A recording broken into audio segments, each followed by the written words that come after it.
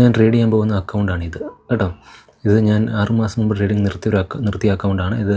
Actually ഞാൻ blow out ചെയ്തൊരു അക്കൗണ്ടാണ്. Okay, ഇതിനകത്ത് ഞാൻ പ്രോഫിറ്റ് വിഡ്രോ ചെയ്തിട്ടുണ്ട്. പക്ഷേ 6 മാസം മുമ്പ് ഞാൻ ബ്ലോ ഔട്ട് ചെയ്തു. ഞാൻ ട്രേഡിംഗ് ആക്ച്വലി നിർത്തിയതാണ്.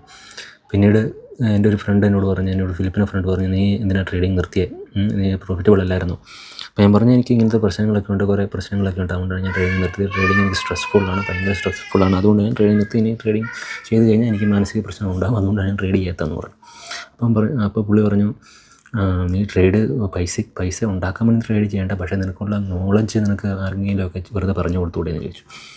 അപ്പോൾ എനിക്ക് തോന്നി അതൊരു നല്ല ഐഡിയ ആണ്. ഓക്കെ, ട്രൈ ചെയ്യാം. പ്രോഫിറ്റബിൾ അല്ലെങ്കിൽ ഇതിനകത്ത് നിന്ന് ഇൻകം ഉണ്ടാക്കാൻ വേണ്ടി ട്രേഡ് ചെയ്യരുത്. ഇൻകം ഉണ്ടാക്കാൻ വേണ്ടി ട്രേഡ് ചെയ്ത് കഴിഞ്ഞാൽ ഞാൻ സ്ട്രെസ്ഫുൾ ആവും, അപ്പോൾ എനിക്ക് പ്രശ്നങ്ങളുണ്ടാകും. സോ അത് ഞാൻ വേണ്ടാന്ന് വെച്ചു.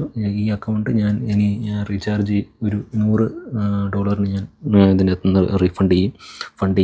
ഫണ്ട് ചെയ്ത് കഴിഞ്ഞിട്ട് ഞാൻ ഇതിനകത്ത് നിങ്ങളെ ട്രേഡ് ചെയ്ത് ഞാൻ കാണിക്കും. ഓക്കെ, നിങ്ങളെ ട്രേഡ് ചെയ്യാൻ കാണിക്കും. ഇങ്ങനെയാണ് ഇതിനകത്ത് നിന്ന് ഓരോ ടെക്നിക്കും കാര്യങ്ങളും സ്ട്രാറ്റജിയും കാര്യങ്ങളെല്ലാം ഞാൻ പറഞ്ഞു തരും.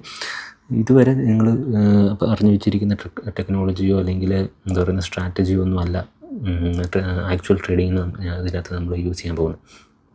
ഓക്കെ, നമ്മൾ ട്രേഡിങ് തുടങ്ങുമ്പോൾ തന്നെ നമ്മൾ ശ്രദ്ധിക്കേണ്ട ഒരു കാര്യം എന്ന് പറഞ്ഞു കഴിഞ്ഞാൽ നമുക്ക് ഡെയിലി ഏത് ടൈമിലാണ് നമുക്ക് ട്രേഡ് ചെയ്യാൻ പറ്റുന്നത്. അതായത് ഒരു ദിവസം 24 മണിക്കൂറുണ്ടല്ലോ, അതിൻ്റെ അകത്ത് ആ 24 മണിക്കൂറിൽ എല്ലാ ദിവസവും ഒരേ സമയത്തിൽ ട്രേഡ് ചെയ്യാൻ ശ്രമിക്കുക. അതായത് എല്ലാ ദിവസവും രാവിലെ 9 മണിക്കാണ് ട്രേഡ് ചെയ്യുന്നതെങ്കിൽ എല്ലാ ദിവസവും ആ സെയിം ടൈം പാലിക്കാൻ പറ്റുമെന്ന് നോക്കുക. അങ്ങനെ സെയിം ടൈം പാലിക്കാൻ പറ്റുന്ന ഒരു ടൈം കണ്ടെത്തുക. ആ ടൈമിൽ ഫോറക്സ് മാർക്കറ്റിൽ ആക്ടിവിറ്റീസ് ഉണ്ടോ എന്ന് നോക്കുക. ഓക്കെ, എന്തെങ്കിലും എത്ര വലിയ മൂവ്മെൻറ്റ്സ് ആണ് ഉണ്ടാകുന്നത്, എത്ര ചെറിയ മൂവ്മെൻറ്റ്സ് ആണ് ഉണ്ടാകുന്നത് നോക്കുക. അത് നോട്ടിഫൈ ചെയ്യുക. അത് കഴിഞ്ഞിട്ട് അതിനകത്ത് നമുക്ക് എന്ത് ചെയ്യാൻ പറ്റും, എങ്ങോട്ട് നമ്മുടെ ക്യാപിറ്റൽ മൂവ് ചെയ്യാൻ പറ്റുമെന്ന് നോക്കുക.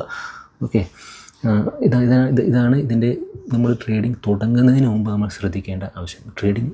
ഇതാണ് ബേസിക്. ഇത് ട്രേഡിംഗ് തുടങ്ങുന്നതിന് മുമ്പേ നമ്മളിത് അറിഞ്ഞിരിക്കണം. ഓക്കെ, ഞാൻ ട്രേഡ് ചെയ്യുന്നത് എൻ്റെ ബെഡ്റൂമിലെ ഡ്രസ്സിങ് ടേബിളിൽ എൻ്റെ ചെറിയൊരു ലാപ്ടോപ്പിലാണ് ഞാൻ ട്രേഡ് ചെയ്യുന്നത്. ഓക്കെ, ട്രേഡ് ചെയ്തുകൊണ്ടിരുന്നത്.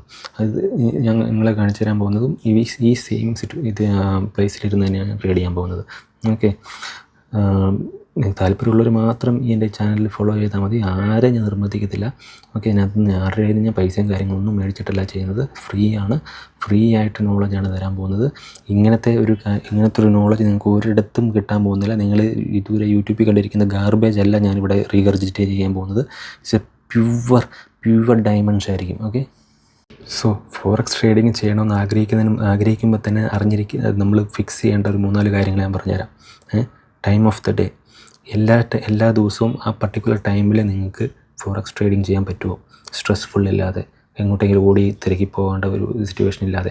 Minimum 1 to 2 hours minimum 1 to 2 hours minimum ആണ് 1 to 2 hours can you spend in front of the screen. That should be answered even before starting the forex trading. Okay, so അതാദ്യം answer ചെയ്യുക. അത് first thing. Okay, അതാണ് first thing.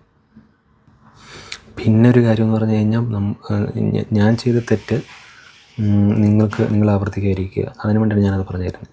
ഇതിനകത്തുനിന്ന് forex ട്രേഡിങ്ങിന് ഒരു എന്താ പറയുന്നത് സ്ട്രെസ്ഫുള്ളായിട്ട് income ഉണ്ടാക്കാൻ ശ്രമിക്കരുത്. Okay, it's A process. ഇതൊരു പ്രോസസ്സാണ്. ഇതൊരു സെക്സ് പോലെയാണ്. ഓക്കെ, ഒരു സെക്സിൽ നമ്മൾ എന്താ പറയുന്നത് അങ്ങോട്ട് സുഖം ഉണ്ടാക്കിയെടുക്കാൻ നോക്കി കഴിഞ്ഞാൽ നമുക്ക് സെക്സ് ആസ്വദിക്കാൻ പറ്റത്തില്ല. അതൊരു ആസ്വദിക്കേണ്ടതാണ്. ജസ്റ്റ് ഇതും അതുപോലെ തന്നെ ആസ്വദിക്കുക. That's all. ആസ്വദിച്ച് ചെയ്യുക. അത്ര മാത്രം ചെയ്യാതെ ആസ്വദിച്ച് ചെയ്ത് കഴിഞ്ഞാൽ എവരിത്തിങ് വിൽ ബി ഫൈൻ.